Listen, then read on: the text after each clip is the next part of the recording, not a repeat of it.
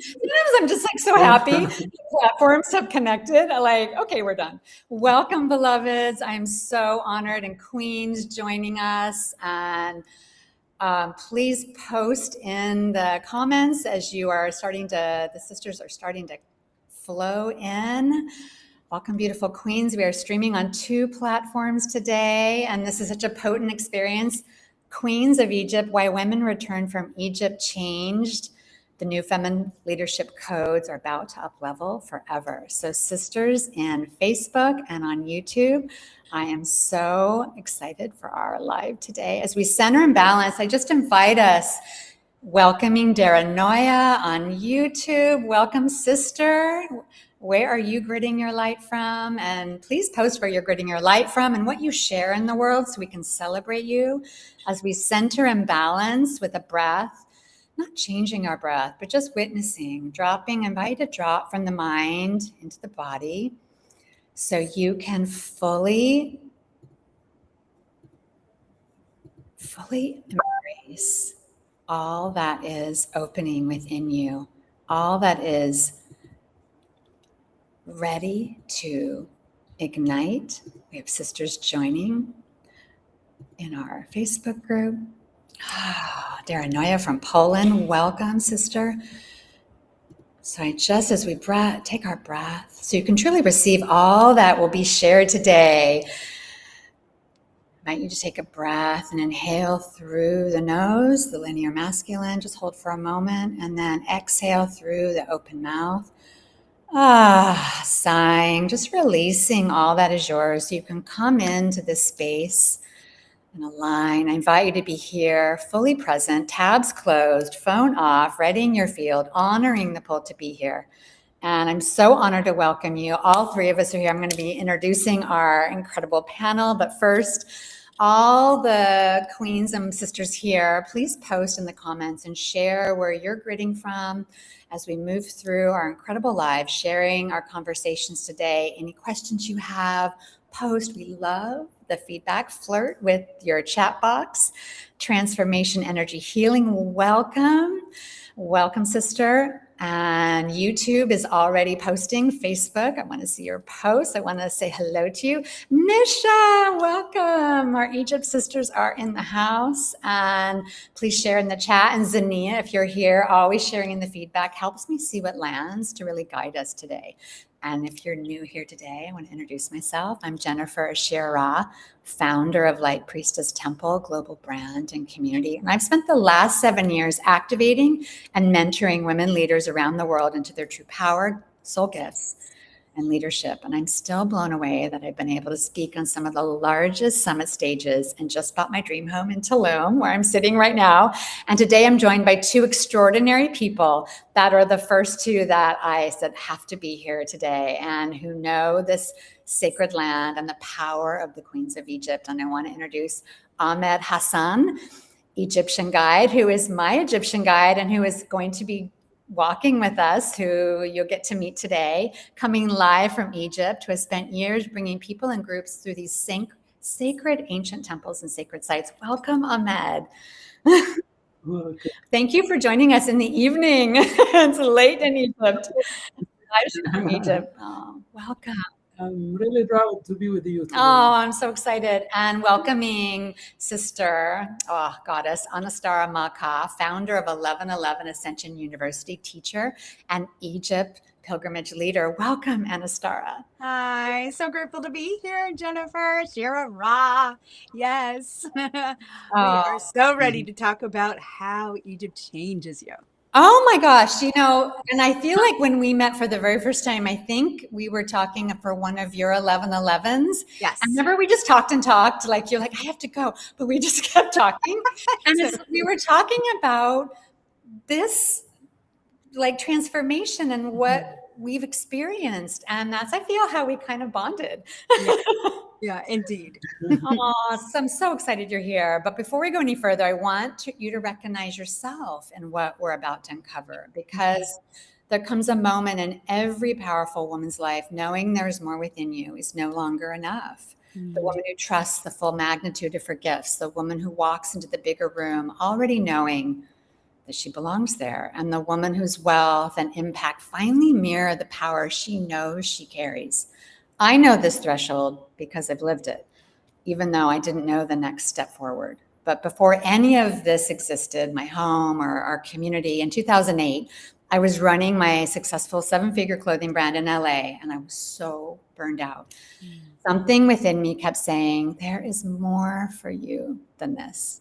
And I saw 2 words in the back of an Awakenings magazine that I would religiously get once a month. I just loved those magazines. And it said, Egypt pilgrimage, in 2 words. And I knew I had wanted to activate my next version of me. And even though I had no idea what that was, DNA activation was the thing in 2008. And I knew I was going to Agape Church, and I was reading books, and I was in local circles and living my life. And it wasn't creating that level of change I knew was my next step. And so I decided. I left my busy company that I only ran by myself for 14 full days, had a friend man the desk, which ended up being total chaos when I got back, something I'd never done before. I was just trusting, and I could feel this opening happening within me to do something I'd never done before. I booked my flight and I traveled to Egypt. And on the final day, standing in our circle at Giza, I lifted my right hand to give my gift to the group like our leader had asked us to. And a golden ball of light appeared in my right hand. And I began infusing that light in every person standing in that circle. I didn't learn how to do it. I didn't know I could do it. Egypt activated something that was already within me. And that gift became part of the work that has now touched thousands of women around the world. So when I tell you there are places on earth that can activate something within you that you've been trying to access for years, I'm standing here as living proof. And I'm sure Anistara and Ahmed, we're going to be talking about that, because today we're going somewhere much deeper than the Egypt most people know.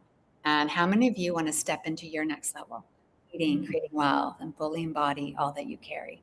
I invite you to post in the comments, because today we're going to be post your questions. I'm going to check in our Facebook group. Let's see. I'm going to refresh so we can see in our Facebook. Okay. Okay, I see it there. So, beloveds, our next level, I feel, is not something that we get in a book or in a course. And today we're here to open a mystery. Sun queens, Nefertiti, Nefertari, Pharaoh Queen Hatshepsut, Queen Goddess Isis, women who held the codexes of royal divine feminine power, sovereign wisdom, and leadership that still reverberates thousands of years later. Why is that? What did these women know about power that we are only beginning to remember?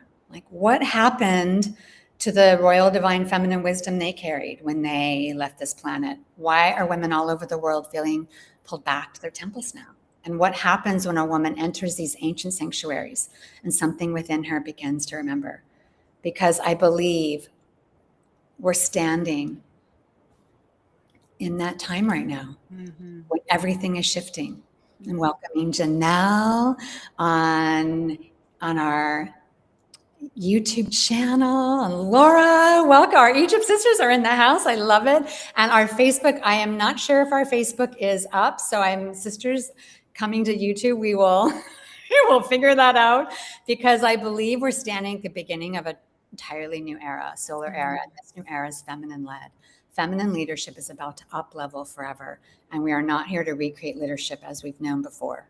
No, we're here to lead in a new way. And I'd love to hear from you what you are feeling of opening this next level within you. What are you feeling being called to? What is that dream, that vision you have? Because today here in our live, we're artists, mentors, coaches, conscious entrepreneurs, embodiment teachers, healers, way showers. We're all here, all different walks of life. This is how we lead, right? Post in the comments what you are. Call it like what you call yourself, like what you lead in the world, what you share in the world, so we can connect with you and celebrate you. I'd love to hear what you share in the world. And you're in exactly the right place. If you already know, you're here for more. Yes. You're already powerful. You're already gifted.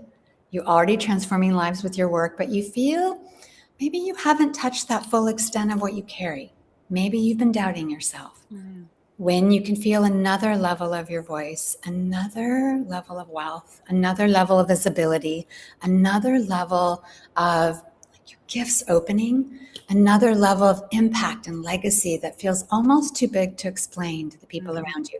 I know with my family, sometimes, like my sister thought, I've been traveling for 10 years, going to sacred sites, being called to each of them, Egypt, Peru, Hawaii, Mediterranean, Northern California. And my sister's like, oh, I just thought you were trying to find yourself for 10 years. Like, I'm like, I've been doing sacred work. And her eyes just glaze over. She has no idea what that means. And so a lot of our family might not understand our calling. Maybe you're like what you've been doing and the clients that love you. And you're like, I know I'm this, but I'm called to walk on bigger stages and nobody understands it but you. I know I've been listening to a lot of founder podcasts, and this one woman who's built this incredible brand that most of us know in the beauty industry, everyone told her she's crazy. She's like, they're like telling her, you cannot make a living at doing this one thing. You cannot. She's like, I know I can. And she just kept going forward. And now she's the known person and she created a new industry. And this is what I get chills, because as women, we see the vision so quickly. And then so many people or even our own mind, we talk ourselves out of it. How many have ever felt that? And so this is where, when you're at a level that's too big to explain to the people around you, this is when you have to step into this new lineage, this next level, the Queen's temples, because they've walked before us and they show us the way. You're brilliant at what you do, but somehow still feel like the best kept secret in your space. Maybe you've had the visions, the memories, the knowings, or a connection to lead in a bigger way that you can't logically explain. Maybe every time you see the temples and pyramids of Egypt, something in your body says home. How many feel that way? I know I did, because when I went to Egypt for 14 days, not walking in my business, that I only was the person running it, and I trusted. And then when I came back, I remember the tour leader, because I went as an attendee on a tour, and she said, every time you come back to Egypt, you don't come to Egypt once, you come many times, and you'll get to be where the statues are your friends. And I remember I went to a trade show in New York City, and I went to the Met, and as I turned the corner in the room that has the part of the temple of Isis, I turned the corner, and it was like, hello again. And it was like, wait, I've been in this museum many times. I went to fashion school in New York. I had been to that room before.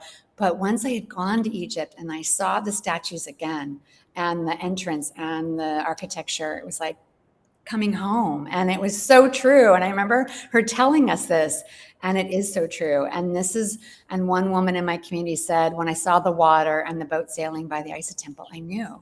And you don't need someone to tell you you're powerful. You want to know what happens when you fully embody all of it. So if you are the one that wants to fully embody why you're here, this conversation is for you today.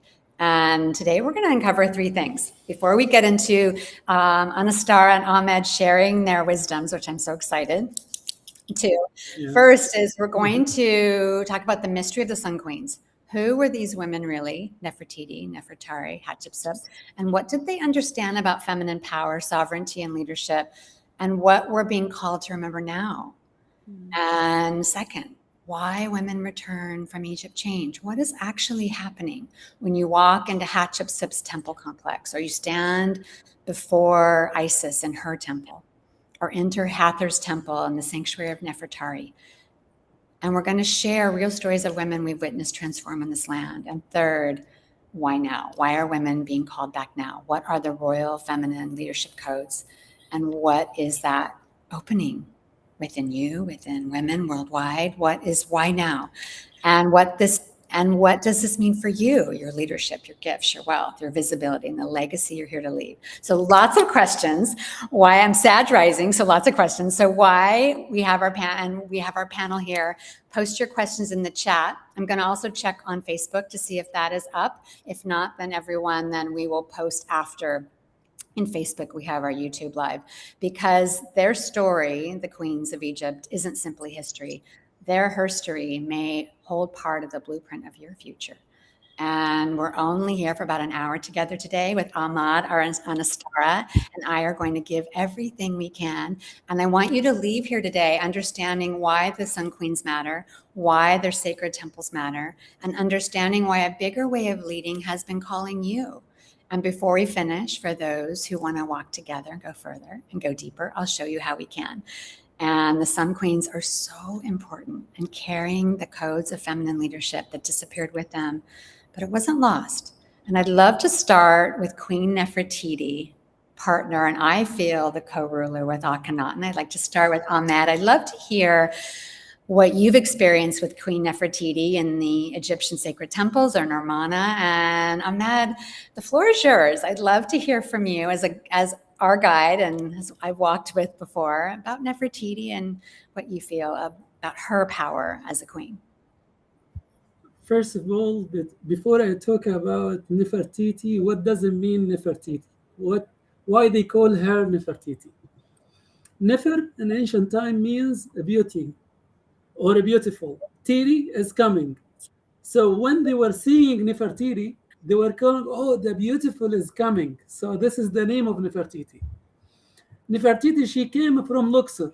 She grown in Karnak temple because her father is he was the priest of Karnak. He was the high priest of Karnak, 14th century BC. So she was on the temple of Karnak since she was a child. She got married of Akhenaten when she was 15 years old. And then Akhenaten, he was a king of Egypt at that time. He was not calling Akhenaten. He was called Amenhotep IV.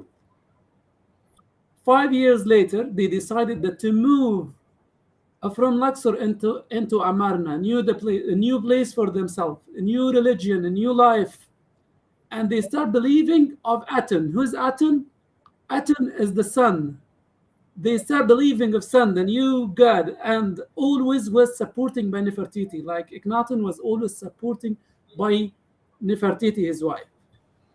They changed the name of Amenhotep IV into Akhenaten, and even Nefertiti, she had a new name which is Nefru Aten, which is mean the most beautiful one belonged to Aten. Oh, I've never heard that. Can you say that again? Nefru Aten, which is the most beautiful one belonged to Aten. Oh. So she gave her name another name, and she was sharing with her husband during the reign. They ruled for around 14 years together, but she was more powerful than him. So that's why we found a lot of a monument for her, but accidentally that all the monument which was belonging to Nefertiti has been erased. By whom? Nobody knows so far. That's why we did not even find a lot of statues and monuments for her, except the head which is in Berlin, in Germany, the head of Nefertiti. We're still looking even for her tomb, but we did not discover her tomb, as I do believe that the tomb of Nefertiti is behind Tutankhamun tomb in Valley of the King. This is my new research. And even the treasure of Tutankhamun, I do believe this was belonging to Nefertiti, not belong to Tutankhamun for many reasons. Because first of all, Nefertiti was the stepmother of Tutankhamun, what you don't know. And even if you look at the face of Tutankhamun and all the statues we found recently for Tutankhamun, and look at the piece what we discovered for Nefertiti, you will see this like similar. The face is similar. So I do believe that all these golden statues and all this treasure we discovered was belonging to Nefertiti, not to Tutankhamun or any other person. Nefertiti, she was very powerful that to change the capital of Egypt instead of Luxor or Thebes into Amarna. No normal people, no normal women or normal man can do that, especially in ancient time, because in ancient time, the incarnate temple, they were believing or they were worshipping many gods like Ra, many others like Horus and Sis and all of that. Suddenly you tell me that there are only one God, which is the God of sun, Aten, and you change the whole capital of Egypt from Luxor to Al Amarna. Nefertiti, she succeeded to do that with her husband Akhenaten. They had only 6 beautiful daughters from each other. They all buried and lived in Al Amarna. Queen Nefertiti, she's still the mysterious case, which is everybody searching and looking for her place, and even her mommy, and nobody discover, as all the king which is before after her, the kings especially, they try to erase all the history of her. Why that? Because she was very powerful. And ancient Egyptian pharaoh, they wanted to tell that the man is everything, not only the feminine or ladies. And Nefertiti has changed all of that, actually. Like she shows the whole world that the ladies can do what the man cannot. Even she travels to Syria and Europe, to Switzerland, to Australia, and she built also kingdom over there. So if you search about Australian tombs, old tombs, a little bit similar to Al Amarna, which is, I do believe, that has been built by Nefertiti too. Oh, thank you for sharing. I didn't know she was a stepmother. That is so interesting. And I never, She was a stepmother of Tutankhamun. I thought it was the bloodline. So that's a whole, now we're gonna have to have that conversation. And we need to unpack that. Well, thank you for that, like, deep treatment and sharing of Nefertiti. And that Akhenaten, I have so much to share, like how I felt Akhenaten and that wisdom was like a precursor to even the Christ that we know, and why they were vilified, I feel, by the moon priests, because they blew that whole system of tithing and benediction, which is like the Catholic Church today. That's a whole nother conversation. But I want to move and now ask Anistara, like, as we open these sun queens, Pharaoh Queen Hatshepsut, who was a queen and a pharaoh and a woman, and what this means for women today. Like when you have gone with your groups and gone to Hatshepsut and that incredible, and the West Queens Valley, like what that means. I'd love to hear what you have experienced and share. Yeah, I feel like, so Hatshepsut is the queen who became a pharaoh, right? In a sense, like, when Thutmose III was still a child, Hatshepsut, and I said, one way to remember it is Hatshepsut. Our guy told let me tell you what does the mean of Hatshepsut. Hatshepsut is three words actually. Hat, Shebest, Sut. Yes. Hat is the beginning. Shebest, the Theron. Sut, sitting. So they wanted to say that the powerful lady sitting in Theron in the front of everyone else. Yeah, there you go. This is the meaning of Hatshepsut. Oh, I love it. So yeah, I mean, she initially governed as his regent, right? But then something extraordinary happened. Rather than remaining the woman governing behind the young king, she assumed the full title and authority of the pharaoh.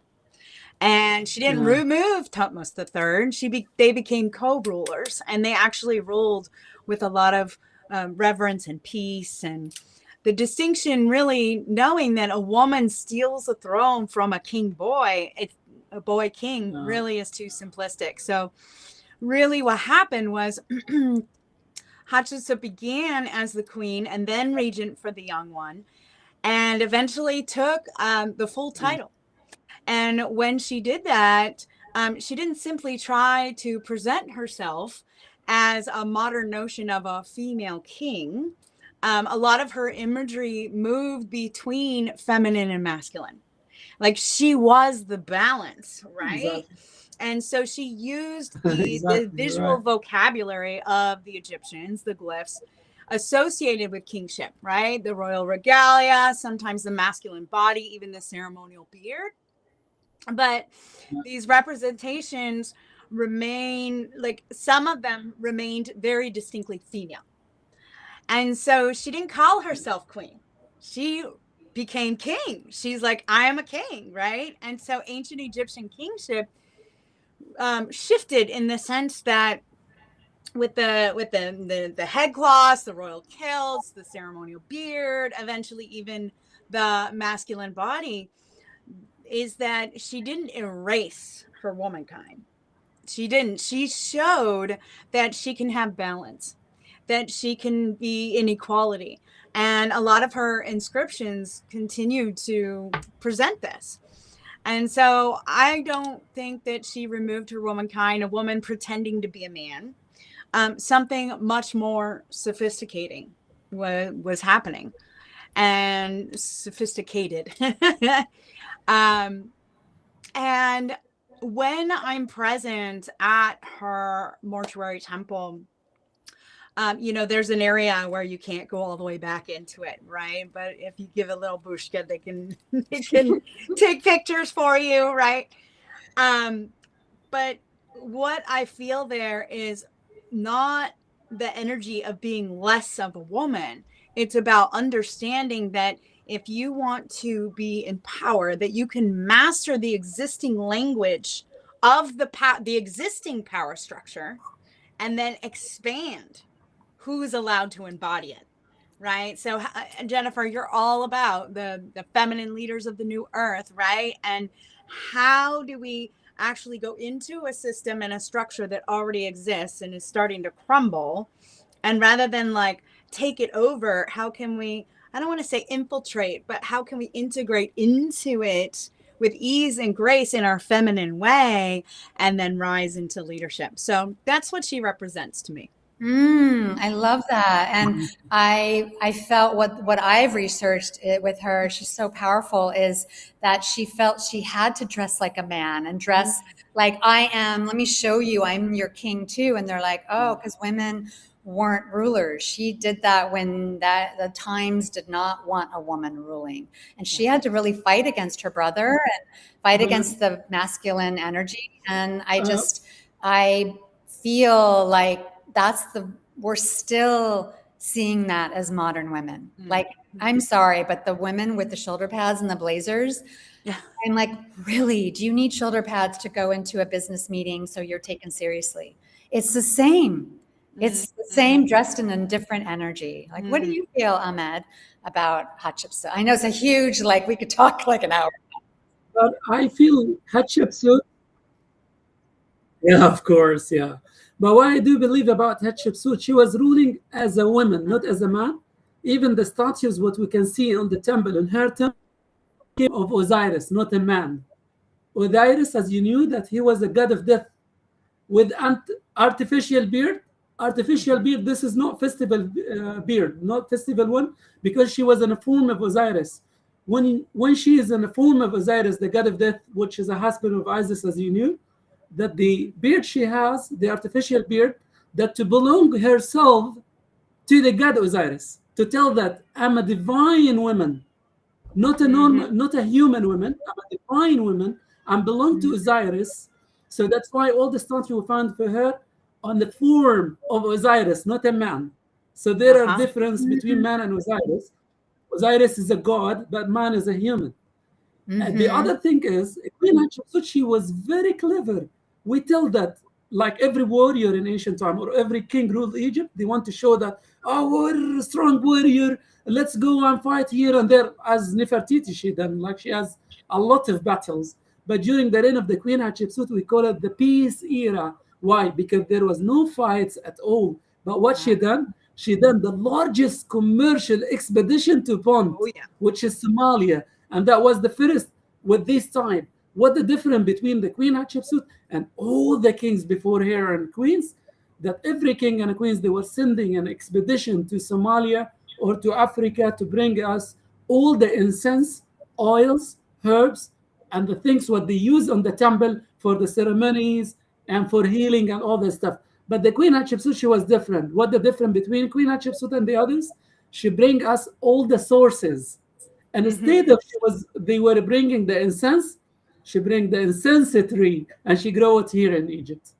And instead of they were bringing the oils, she was bringing the flower and retrieve oils, and then she making the oil here in Egypt. Yes, how to So make it. Queen Hatshepsut, she was one of the most powerful.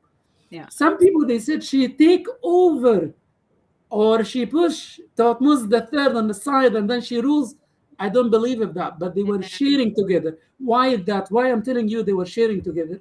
Because on her temples, on her obelisk in Karnak, all the monuments we found the name of Menkhebru Ra Thutmose the third under that Ma'at Kara, which is the Queen Hatshepsut. And what does it mean of Ma'at Kara? The powerful justice of Gadra. Yeah. So she was a Also, justice. Yeah, also she the was a justice. obelisk in Karnak Even the was obelisk in was Karnak. erected in like 4 Exactly. months. Like Oh, usually yes. they're made in years, and she accomplished that so quickly Of with her team. course. She done all the miracles. Impressed So people. yeah, she was women in total, and that's why she has 4 daughters, by the way. Like if she's a man form, she will not get married, or you understand what I mean? So I do believe that she was sharing with Thutmose the third. She was not even avoiding him or she just hiding him. No, they were sharing together. This is Yeah. what I do believe, but the book says another thing. Ah, Yeah. well, the books, yeah, the books are usually Yeah, of have a course, yes. certain playbook. Yeah, for sure. Oh my gosh, that's so powerful. And then that leads us to Queen Nefertari, who I have such a deep soul connection with. And so after Tutankhamun and Nefertiti and Akhenaten and their family line ended, there was no solar lineage. It was all people who wanted their power, and like their vizier and then the general. And then Ramses took the throne, and he was an incredible warrior, and he married Nefertari, who came from the Nubian Valley of the Queens. And she had an unknown birth, like that, like her birth isn't exactly figured out where and when, but she was Nubian. adopted by a really powerful family, and she was married to him. And what I feel is, by having connected with her and read about her so prolifically, is she was a co-ruler with Ramses. He was incredible at war. She was the diplomat. She was writing to Greece and to these different countries, because they had many, many people who wanted Egypt's power and their wealth, like Hatshepsut had created and other people had created. And she would get like an earring from the Greek queen, and she'd wear it, and she would get a statue made of her wearing it. And she was this diplomat, and she was this power. And yet she died very young, just like Hatshepsut, just like Nefertiti. And she was, I feel, when Ramses built her Hathor temple dedicated to Nefertari, that she was the same height as him. It is unheard of.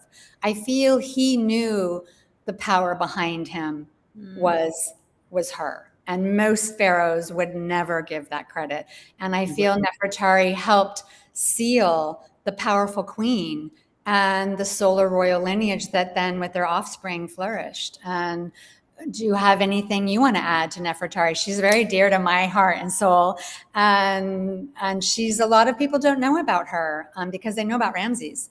But behind every strong man is a strong queen. An Egyptian queen. Yeah. Right. Even Queen Nefertari, as you said, she was Nubian. And on that time, Egypt has a lot of fights and war against Nubian. She was on very powerful family, so she was very political, as you said. But King Ramses II, he was powerful warrior. He wanted to go on a war, battles, and so on. When they got married, as you said, that they started in peace. They haven't any more battles. When she got married, they decided to build him temple in Nubian land. You know where Abu Simbel temple now is? It's in the middle of Nubian lands, like on the back days. King Ramses II, he knew that every great king behind him, a great queen, as he says. So that's why he built her the most beautiful tomb ever in Egypt, as the tomb of Nefertari in Valley of the Queens. And also, he decided to build her temple next to his temple. Who's the trinity of these temples? Didn't you ask yourself? Hathor, the motherhood goddess, Isis, the protection goddess, and her, Nefertari. Even he gave her the name. She wasn't called Nefertari, by the way, and he gave her the name of Nefertari. Nefer, beautiful, as we said, Nefertiti.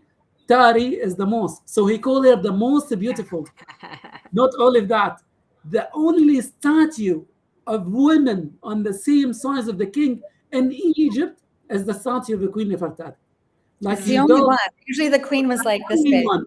All the rest should be smaller than the man to show that the power is the man, not only the women. But on that temple, he want to say that the power on same level and to show his love. Not only that, he wrote in the front of the temple, I built this temple for whom sunrising every day.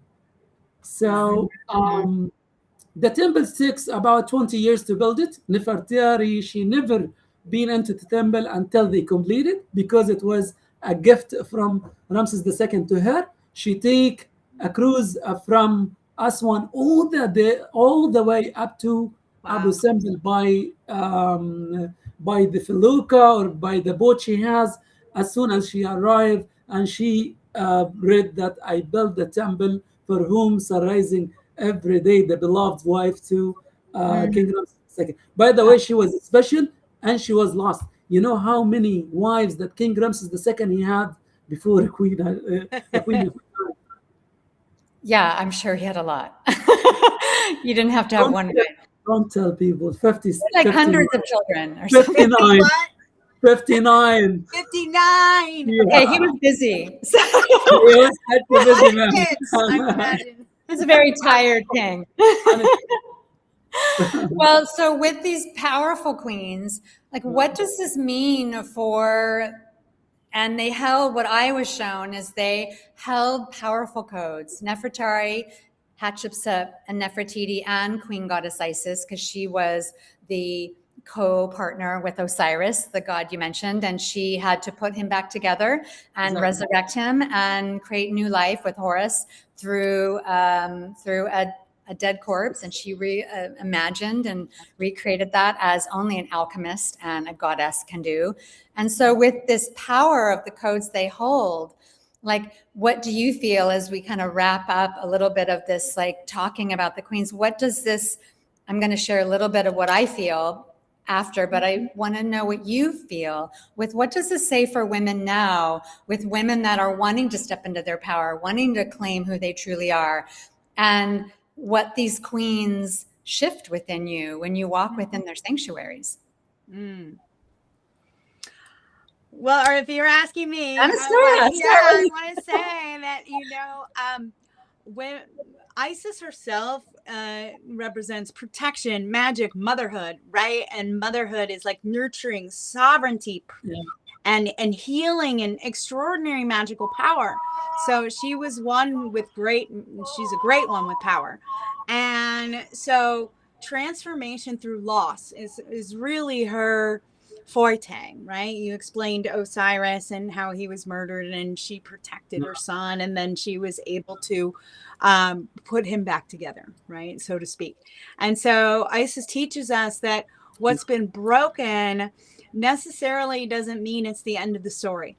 It means that you can take grief, devotion, magic, love, and create new life from it. And I feel like that is what happens when we enter sacred spaces, that sometimes women arrive in Egypt carrying parts of themselves that have been lost or suppressed or fragmented or even forgotten. And then it becomes a place where these pieces can begin coming back together again, just like she brought the pieces of Osiris back together again. And so, I feel like she is such a beautiful aspect of the divine feminine rising. I know that when we were in Egypt for 11/11 last year, we were at the Temple of Isis doing our activation that evening on 11/11. And very clearly, Divine Mother was just channeling through. And part of the fragmentation is the first time I went to Egypt and I walked into the main temple, there was a pulpit, like a Coptic Catholic pulpit Yes. there that they had Yeah. carved out of the wall, and there's Coptic crosses Yeah. like graffitied over the Holy Mother. And I just fell to my knees and started crying, and how the divine feminine has been erased from history. And we're in a place where it's time for us to reclaim that. So, Yeah. I yeah. feel like I thank you for your story, because I feel even though they were queens, like Nefertiti is whitewashed because what she shared and Akhenaten believed isn't what the history books want to talk to you about. And so if you don't go along to get along, you are whitewashed or you die kind of young. And I feel like those three queens we've just spoken of did not live long lives. And I feel their power was threatening. I feel to the moon priest. That's like, because that's my memory, and that's what I had to go through in those days. They had a system, and that did not, a powerful warrior king, okay, that's okay. A powerful solar queen, yeah, no. And who is the ear to the king? We're not the ear anymore. And so I really feel it's this whitewashing, and by you stepping into your power is the only way, in your own way, that we reclaim it again and we open it again. Yeah. And I really feel like Nefertiti, Nefertari, Hatshepsut, the powerful queens, were challenged because their wisdom, gifts, and power that women didn't do in those times. And sometimes I have felt my power, like, I know who I am. Why isn't the full magnitude of my vision what I know I am showing up in my life? Sometimes there's a disconnect, frustration that happens when you're a powerful woman who knows. We know the wisdom is there. We know the gifts are there. We know the leadership is there. We know the abundance we're visioning and capable of. But your outer reality isn't mirroring back to you what you hold within you. You're not sharing your full truth. Your wealth isn't yet reflecting the power of your gifts. Your visibility isn't yet matching the magnitude of your message you know you hold. Have you ever felt this before? Are you feeling this now in your life? Post in the chat, share, and let's open this up today. Let's not keep our power, our frequency within us, what we really know, and ask questions, because when we share and claim it, we can then let it go, what is no longer ours. Just letting that go. Like the queens, they went up against a very powerful force that if you're not a man, you have to, you need to stay in line. And maybe their husbands loved them and adored them, but there's many that were threatened. And there are gifts within you that can feel too powerful. Like I always have felt, I'm a Sag rising, I have always felt I am too much. Like on the schoolyard as a little girl, I just would come up mid-sentence and like ask my question. Like I was like in their face already. And the girls were like, you are just so weird. And we don't know what you just, because I had already asked the question in my head. And so when it came out of my mouth, I was like halfway through it. And I was so awkward. It's so cringy, so awkward, but I didn't know because I had so much fire within me and I didn't know how to harness my fire. And many of you haven't touched, like maybe you feel you haven't touched the full extent of your power yet. And the edge of it is like all you're seeing right now, kind of like I did. Welcome, Profulo. Hello from London. And there are gifts within you that are ready to be activated because you've already proven who you are. You've moved through things that could have taken you out and they didn't. Like how many of you have I went through that. I went through that marriage. We ended it. It was so painful. And like, I went through it and I am stronger now than I was, but you went through it one foot in front of the other. You reinvented yourself when life demanded it. You've made the hard decisions. You've led when it wasn't clear the path in front of you. You've become the woman other people come to when they need the answer. How many of you are the person everyone comes to get advice or coaching, like especially free coaching? How many of you, oh man, how many of you were that person before you chose to be a coach and mentor? I'm like, yes, like you already were coaching everybody. And so, yeah. And so what you did for free, your natural ability was coveted by some and loved. And then some were like, why did everyone go to her? Like, why didn't they come to me? So this is when you're a powerful woman and you're claiming it. Sometimes it's not for everyone. And that's exactly why we're having this conversation about the Egyptian sun queens. They're not too far from us. who claim their true power in a time when women weren't supposed to fully, like they can be a queen and be gorgeous and be powerful, like in their own relationship with the king, and the pharaoh, but not out in the world. Like, oh no, stay in your lane. And these women did not stay in their lane, and they reinvented what a queen and a pharaoh could be. Because what if your next level isn't about becoming more powerful? What if it's about activating and embodying more of the power, confidence, gifts that are already within you? And this is why sacred pilgrimage has existed. And I shared about how you can walk deeper and how we can walk together. Well, that's what I want to share with you now. And so I want you to just drop into your body. So your mind is in the back burner. So your body hears this before the mind can start to be like, what? There are moments when you can spend another 5 years becoming her incrementally, or there's a moment when you can quantum leap effortlessly, or by stepping into the spaces powerful enough to meet the woman you're becoming now. And that is what I have experienced in Egypt. Your higher timelines collapse. What you've been sensing becomes embodied. What you question becomes knowing. What's been dormant just starts to activate. Like in my right hand, I had light, which I had never seen before. And I started to know exactly what to do with it. And the woman who walks out of the temple is not standing in exactly the same relationship to herself as the woman who walked in. I've seen it. So many women. I'm sure Anistara is like, yes. Yeah. Now fully embody what you've been carrying inside. No longer like, well, I have the vision and it's in my journal and my book that's been in my laptop for 3 years. Now you fully embody what you've been carrying. You don't come to Egypt to find your power. You come to embody the full extent of it.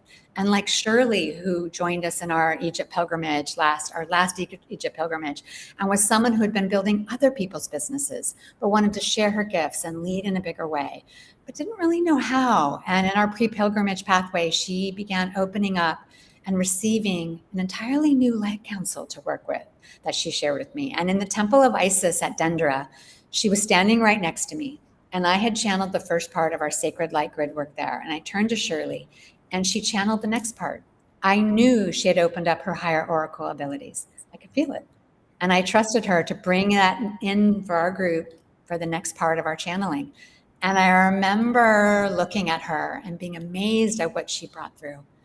And Shirley said to me, when I returned home, I felt I was integrating an entirely new part of myself. And she began to build her new Earth mentor empire, now with a wait list of clients and grids at many sacred sites on the planet. I remember I just saw a post yesterday where she's gridding in Turkey. I'm like, yes, she was not that woman when I met her. She has told me only because of saying yes to going to Egypt did her soul-led mission and highest calling anchor fully within her. And the powerful pilgrimage in Egypt radically changed the course of her life and enabled her to fully activate and unlock her new Earth mission. And that's what I mean when I say women return from Egypt changed. Myself, I came back from my first pilgrimage when I attended in 2008. I was not the same. My relationships changed, my business changed. I removed things from my life that did not fit. Shirley came back and she started building her own empire. And she left with more access to what she had within her all along. Yes. By walking in the Sun Queen temples. She activated her next level. And so many I've witnessed. And now for the woman who's ready to go deeper and be the full embodiment of what she came here for, we are journeying to Egypt for the 10-10-10 Stargate portal. So excited. Where you walk on the sacred lands of Kemet and imagine yourself experiencing sunrise ceremony with the Sphinx, touching her steel breastplate with the origin secrets. Walk in the King's Chamber of the Great Pyramid, stand in front of Sekhmet at the Temple of Isis, the Temple of Karnak complex. Journeying to the sacred city of light Armana that Akhenaten and Nefertiti built that is so off the beaten path, and we are going there.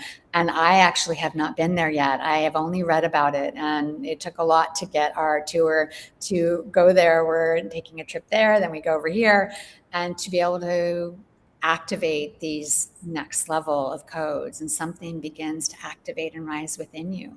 When you enter the sacred chambers of the Sun Queens who have walked before you, you'll be anointed by Nefertiti at Armana, her and Akhenaten city of light, which I feel was whitewashed from history.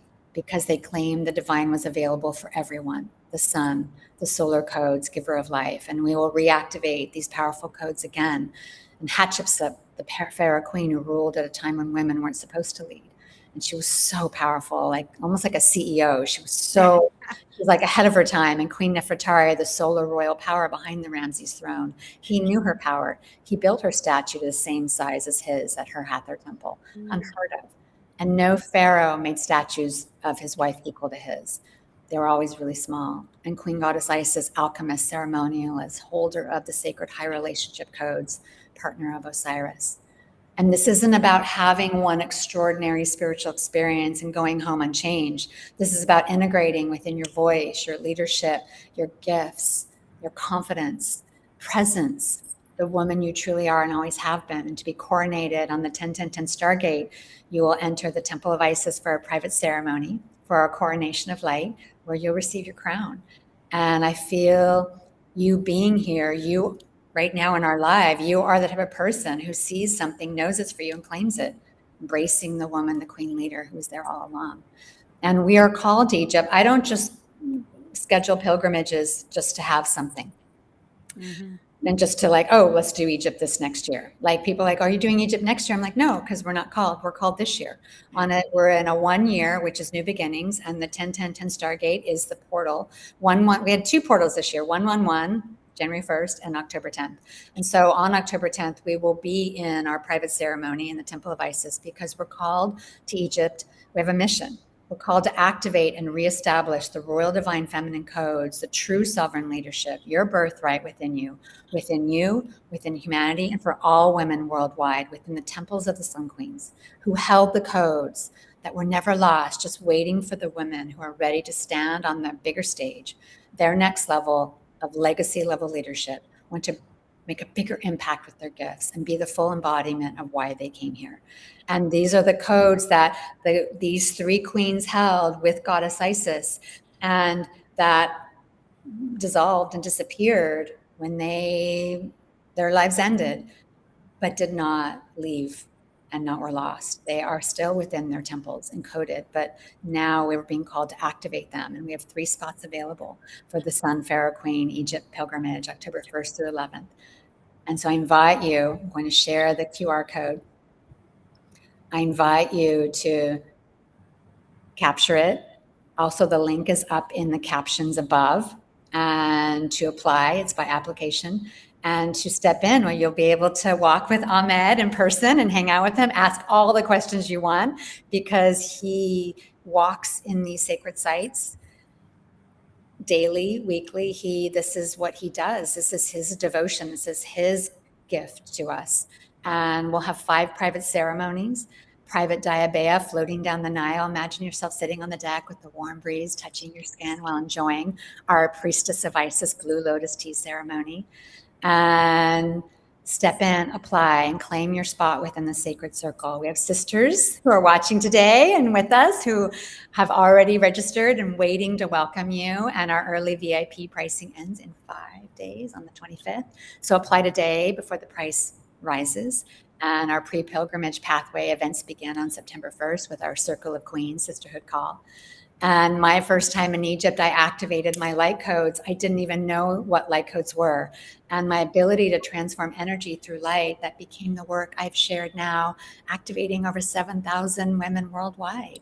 And Shirley's story is one of them and proves it. How, when you walk in the Sun Queen's temples, you quantum leap. It's effortless. You collapse time. You have incredible healings. You drop old timelines. They just drop right off of you. And you activate the codes you've left for yourself. Because when you walk by the hieroglyphs of the codes you've left for yourself, they literally jump. I've seen them jump into people's fields, and you like soul retrieval with yourself without even doing anything, but just walking in the temple. You did the work by showing up. And before we close, I mean, it's just so powerful. Like walking in a sacred site. Oh, I don't have to go to workshops for 5 years. I can just go to a sacred site. In a way, yes, because your soul is really calling you and you don't tell it no. And like I did, I left my clothing business for 14 days, manned by my my friend who manned the desk, and like he would call me, and like he'd find when we would land on the boat, he's like, oh, you have signal. And my phone would ring in my room, and he's like, okay, we don't know how to get this order out. And I'm like floating from just having been in the temples. And he's like, okay, which color goes in which box? And I'm like, oh my gosh, like, how did you get my phone number? And he was like, hunt me down, because when you're on the water, you don't have cell sign. And when you land, you have cell sign. It might be different now. And so he would find me and he would ask me these questions about the orders going out. But I remember it was like, but I got to be there and I got to shift and I trusted, and it all ended up working out. And before we close, I just want to bring this out and these details of what we shared back into what actually happens when a woman says yes and steps onto the sacred land and into the sanctuaries of the Sun Temple Queens. And Anistara, you've walked this land and led people through Egypt. Can you share one last moment of transformation you experienced or witnessed that you still carry with you today? Yeah, I truly believe that we activate our soul codes when we go to sacred sites. And Egypt specifically, when I first arrived, I just felt so at home. And on my first trip, I was with a group that I was not hosting. I was with somebody else. And we didn't have private access to the King's Chamber of the Great Pyramid, but we did walk up as a group into the King's Chamber. We entered the space. People started sitting down to meditate, and the security guard said, no, no. And the hostess of our group was combative with him, and he's like, you all need to leave. And he made everybody leave. But he walked over to me and he said, yo, you good energy, come with me. And he took my hands and he sat me down with my back against the sarcophagus. I believe it's a sound healing chamber, right? And I'm leaning against it, and he said, I make quiet for you. And he turned off all the AC and fans. And I knew something was going to come through me. And so I hit record on my phone and I started playing my tuning fork, toning, singing. Light language was coming out. Suddenly I was hearing 4 other people singing with me. They were like angels. He gave me about 15 minutes by myself. He was standing at the door guarding. Nobody else could come in. And when he came over and said, it's time to complete, I wrapped it up. I stood up. I looked back, and it was 4 locals, 2 women and 2 men who were singing with me. When I exited the pyramid, I noticed that I had a torn ligament in my left knee and ankle for 15 years. I had suffered it and torn it several times. No pain since then. Period. None. And that was 8 years ago. So yeah, it changes you on a physical level, spiritual level, emotional level. I mean, the last trip when I walked into Sekhmet's chamber in Karnak, full Kundalini activation. I just felt her blessing the Kali Ma, cutting off the old head of what's not serving anymore. And I left that chamber anew. Oh, I love it. Thank you for sharing it. Ahmed, share us before we close, what's your final share on the changes you've seen, or one, I know you've seen so many, what's a transformation or a shift you've seen from being in Egypt? Last transformation I have seen, that we were camping in desert of Sinai.